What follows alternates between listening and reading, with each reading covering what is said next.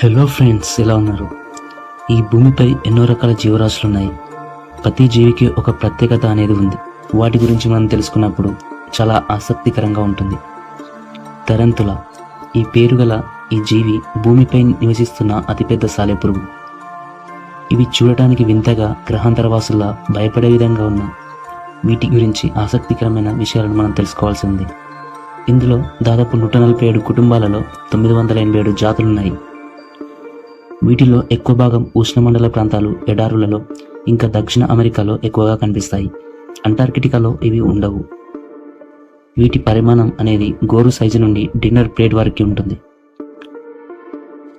నిజానికి ఇది ఒక వోల్ఫ్ స్పైడర్. అయితే క్రీస్తు శకం 15 నుండి 17వ శతాబ్దంలో మధ్య దక్షిణ ఇటలీలో టరాంటో అనే నగరంలో టరాంటిజం అని పిలువబడే ఒక రకమైన మహమ్మారి, ఇది యూరోపియన్ వోల్ఫ్ స్పైడర్ కాటు వల్లనే ఈ విధంగా జరిగి ఉంటుందని అక్కడ ప్రజలు భావించేవారు.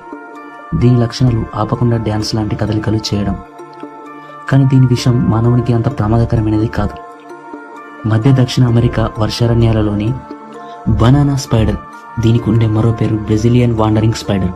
ఇది కుడితే శ్వాస తీసుకోవడంలో ఇబ్బంది, వణకడం, తీవ్రమైన బాధాకరమైన అంగస్తంభన ఏర్పడుతుంది.